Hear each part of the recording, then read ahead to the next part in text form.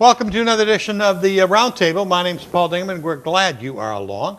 We are honored today to have the Congressman from the 10th District, Mr. Paul Mitchell. Welcome to the show. Good to be back. Nice to see you, sir. You've been a very, very busy man. You're back in the home district today to have a very important meeting with a bunch of sheriffs. Talk to me about that. Yeah, we have a opioid roundtable that we're conducting in St. Clair here today, up in Port Huron. Trying to get together the sheriffs to talk about the crisis we have. They're on the front end of it. The law enforcement is dealing with this every day. Terrible crisis. More and more people are dying. And the other thing we need to be aware of, somewhere around a little over 50% of the veterans that are returning back have an opioid problem because they've been treated for an injury. They've been treated for a wound. And Yep. they have an opioid crisis. This is something that's crossing society. His is? Okay. What's that? Your mic. Let's just pull it up and see what's wrong with it here. I'll rip your pants off. Well, that'd be embarrassing. But Maybe it might have been the antenna. Why don't you just hold it sort of in your lap? Okay. Is that better now, Peter? Should we start over? Yeah. Yeah. Yeah, just sort of hold it there. Okay. Yeah, okay, well, I'll take it from there. I'll just give you a countdown and we'll run the open later. Yeah, we'll just do it over again. 5, you want to get 5, 4, 3. Welcome to another edition of the Roundtable. My name is Paul Dingman. We are honored today to have the 10th District U.S. Congressman, Mr. Paul Mitchell, with us to talk about things that are going on in Washington, but more importantly, things that are going on in the 10th District. Paul Mitchell, welcome back to the show. Good to be back. Nice to see you. Good to see you. We've got audio working and video working. This is working great here. Any given day it helps, doesn't it? It really does. I was talking to Ed Smith before we started, and half of television is radio, so we got everything working today. You're in town today to host a meeting with a bunch of sheriffs from the area. Talking about a crisis we've got going. Yeah, we wanted to put together a opioid roundtable, and Sheriff Donlan agreed to host it at his facility there. We have sheriffs coming from most of the counties that I represent to talk about what we can do at a federal level, what we can do at a state level to address what really is a crisis in our community. We have far too many people dying from opioid use. A little over 50% of veterans returning back from military service are struggling with opioid addiction.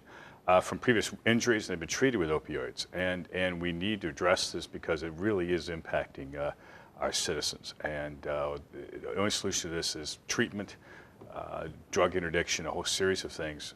My daughter-in-law is a pharmacist in the community, and she sees the ongoing crisis of people shopping for painkillers. And we need to get a process together to limit that and fix that problem, because that really is an extensive problem across the country and in this community.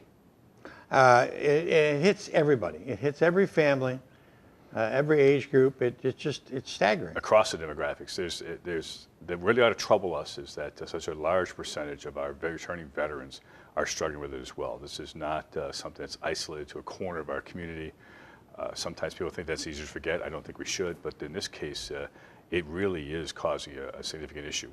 St. Clair County was lucky to be identified as a high-intensity drug trafficking area in order to get additional federal assistance to assist with law enforcement and interdiction. As a border community, it was important. I supported doing that and supported that in that process.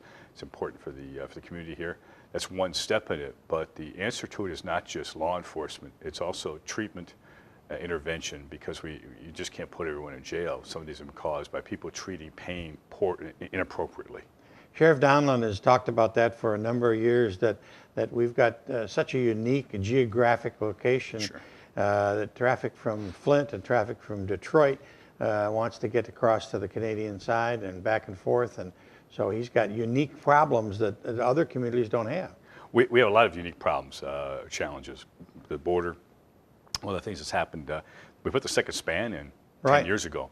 They've never finished additional plaza there, and we've got a giant area around there that they condemn the property. It's basically a gray zone in which economically it's hurting the county, it's hurting the city. Right. We need to deal with that as well. We've got problems with people coming back across the border. A while back, they caught some people coming in on a boat that were illegal entries to the country. I mean, they have a series of things. That the river's pretty narrow, and securing that part of the border is an important part of his responsibility, and most of all his customers' border protection. influx of Border Patrol people has been really visual. We've seen a lot Yeah, of their sure. cars and their people. And I think the local police departments are really pleased about that. They get a little extra support. They do, and I think the other impact it's had is with the change in administrations, there's actually a commitment to enforcing our border laws, our immigration laws. And we've seen illegal crossings across the country go down significantly with the understanding that we will enforce those laws. You're not a nation unless you have borders and you enforce them. And I think we're seeing that make progress here in the United States. And certainly you look what's happened in Europe, and they're starting to understand as well. Canada's had a whole, they're changing and enforcing their policies on refugees. Now you look over in Europe, what they're dealing with. I think countries have to look at what they're doing with entry to the country and screening people to make sure, in fact, you don't invite folks to come to the country or make it easy that will cause harm. It's simply a matter of being responsible for your citizens. While we're talking about the river and the border and things along those lines, Great Lakes preservation, there's been a lot of, you've been working at the forefront about the issue with the nuclear waste up on the Canadian border, but how about the Great Lakes themselves? Where are we at on funding for many, many projects? The Sioux, locks, is it tied up in budget, or where are we at? Well, I think one of the key things we've tried to maintain funding for is the Great Lakes Restoration Initiative. Right. The first budget submitted by the president's the administration was to eliminate the GLRI, it's called, to eliminate the $300 million, right. which on a bipartisan basis across the Great Lakes, we thought was a terrible thing to do. Right. That money was put back in, and this year good. we just ended. It's in the new budget appropriations that we put over to the Senate. I believe the Senate similarly supports it, so I think we're okay on that one. We're pushing the issue of what we do about the Sioux locks. The Army, despite the concern, the Army Corps of Engineers has never prioritized even a study as to what we do for a second lot. No, they haven't. Oh. You think about the economic damage that would do to the country. I mean, the Great Lakes. Shut it down. The issues that would create with our national defense. So it's something I'm working with the entire delegation. Jack Bergman's the congressman from the 1st District up north. It's a high priority of his. Trying to get the Army Corps of Engineers to put it on the important list. Part of the challenges that arise when you see what's happened down in Houston, which is an Army Corps of Engineers issue they're going to have to deal with. You see what's happened with hurricanes in Florida and how much damage was there and where it works. They have a lot of priorities right now, unfortunately. So we're going to have to push that issue, but we can't afford to have, if the pole lock goes down, which is the only lock that can handle 1,000-footers, we have a significant issue. And wasn't it approved eons ago, but then it was never put into a budget? Well, it's interesting. You approve things, but then you have to allocate appropriate money for them. And there's a whole lot of stuff that gets approved but never gets funded. It's like a wish list in your house. Well, it's sort of like the honeydew list sometimes. You get that. Right. Yeah, I have it too. I mean, I come home from Washington, it's like we need to clean the goat barn yesterday. Right. Those things is part of the deal, but unfortunately, that one has not ever moved forward in terms of actually funding and moving forward with what we do about that. It's all basically been talk, which is a little too much of some days in Washington. Jumping from that, you've got a bill that you're talking about pro-life. Right. We passed, I think, a pretty important bill recently in the House called basically Micah's Law. And what it does is it prohibits late-term elective abortions. It basically says any over 20 weeks, many times those babies are viable.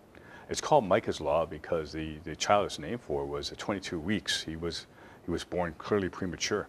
He was born the size of a rapper. He's now a healthy, energetic marvelous. That's amazing. It's just a great story.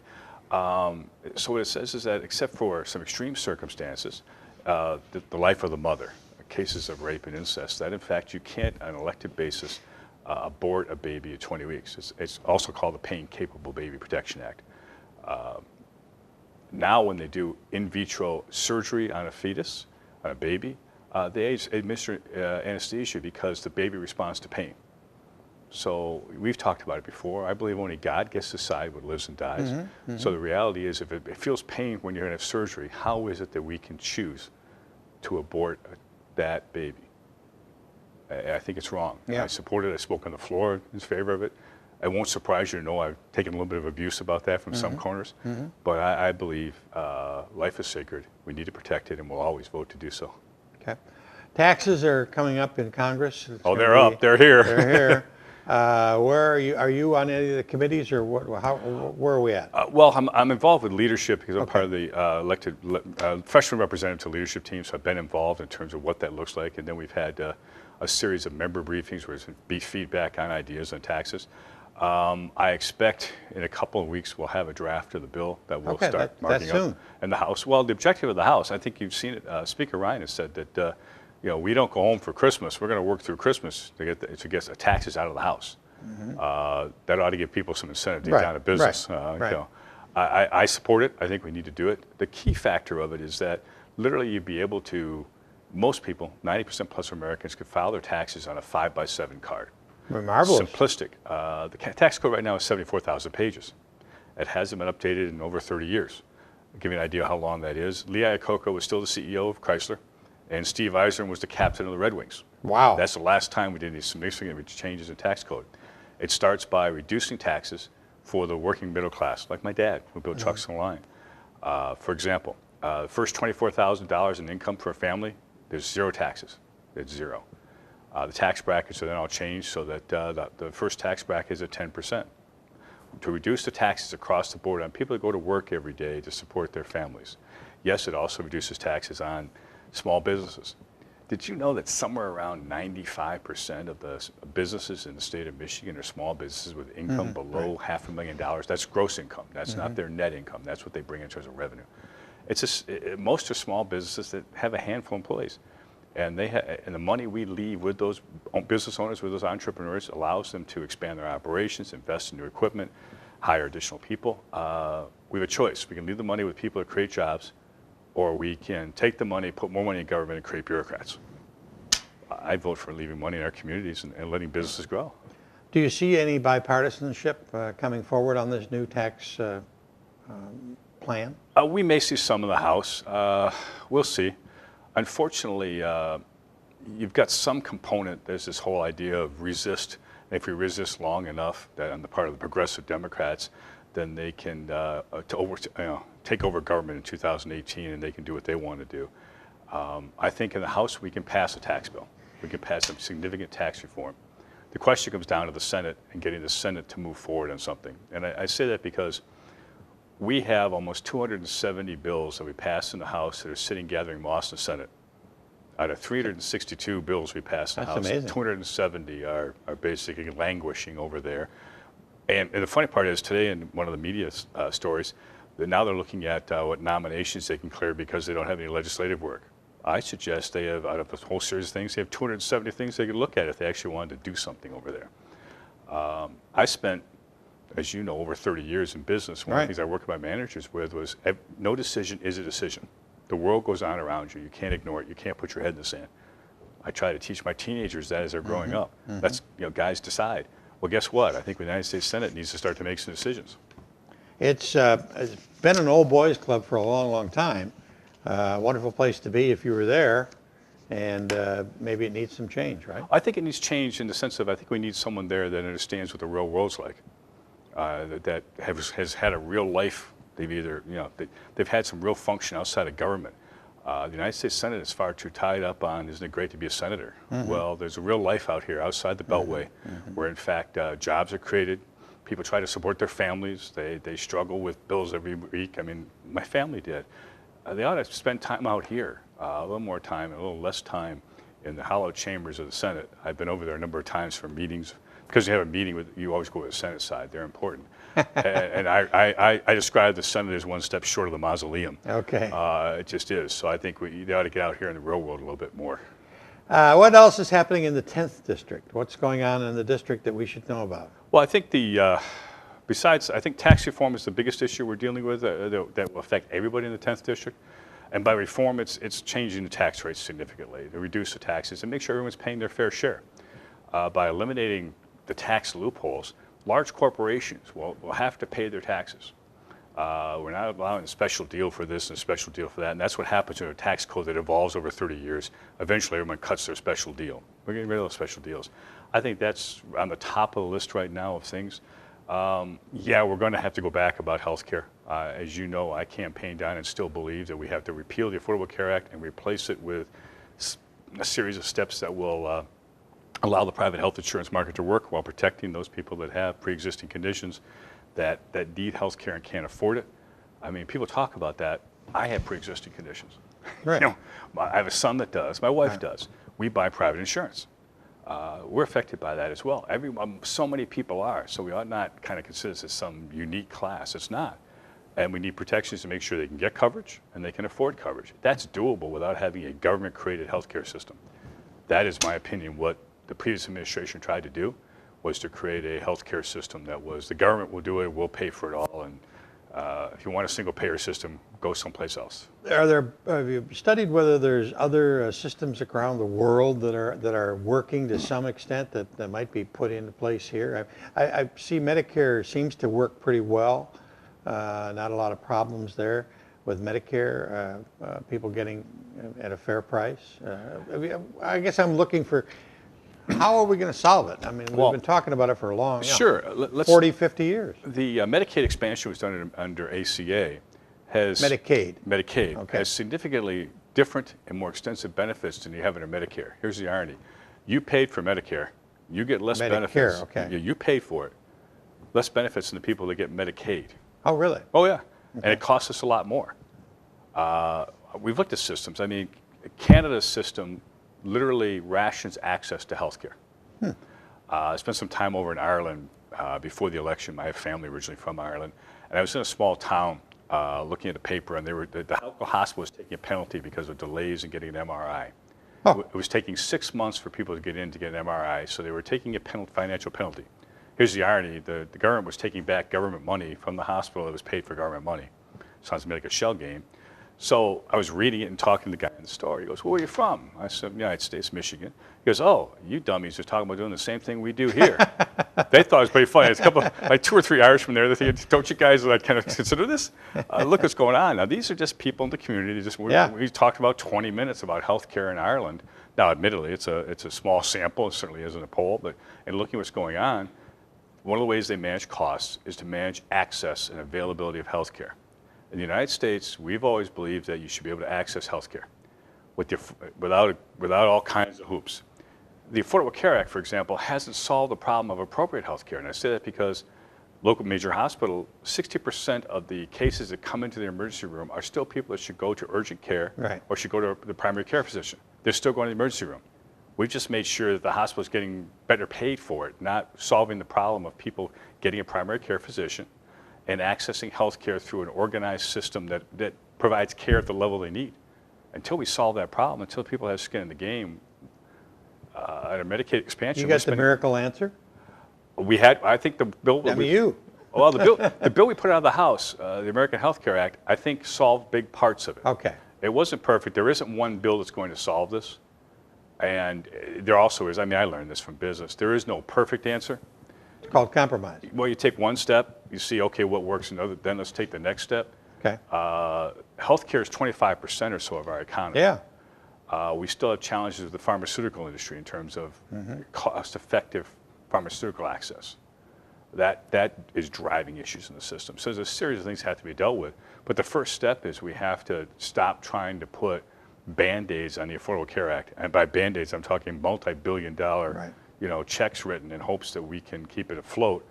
We're subsidizing health insurance underwriters, health insurance carriers that didn't price their Affordable Care Act policies effectively in order to keep their costs low, artificially low, and we just pay it out in the back door. I mean, let's be honest about it. We're just throwing money after money in hopes that we keep it alive. Let's fix it. What's November bring to the 10th Congressional District? This November? It's pretty quiet this November. I mean, next November will be election year, and that'll be even more interesting. Oh, yes. Yeah, we got a gubernatorial election. We've got, all kinds of things. How long is your term? 2 years. Every 2 years. The one unique thing about the House is, and they call it the People's House for a reason, because every 2 years we have to stand for re-election. That seems like it's too often. It's busy. Well, I think people ask what's different, and now you, as a member now, you campaign on doing what you said you'd do. Okay. So, and what I've done in terms of what I've advocated and voted for are the things I talked about. And you've got people can pick it up and say, yes, he did, or no, he didn't. And being part of trying to move that agenda forward. So you just do your job on an ongoing basis and let the people decide whether or not it's what you said you would do. That's what the role is at this point in time, and I'm perfectly comfortable with that. The senatorial election, U.S. Senate election will be interesting. The gubernatorial election, we elect a new Attorney General, a new Secretary of State. It's going to be a big year next year. Yeah, it's going to be a big year in the state legislature of Michigan. I think the numbers are staggering. How many? 70% of the senators are term limited, and something like 30% of the House members are term limited. Any thoughts on term limit?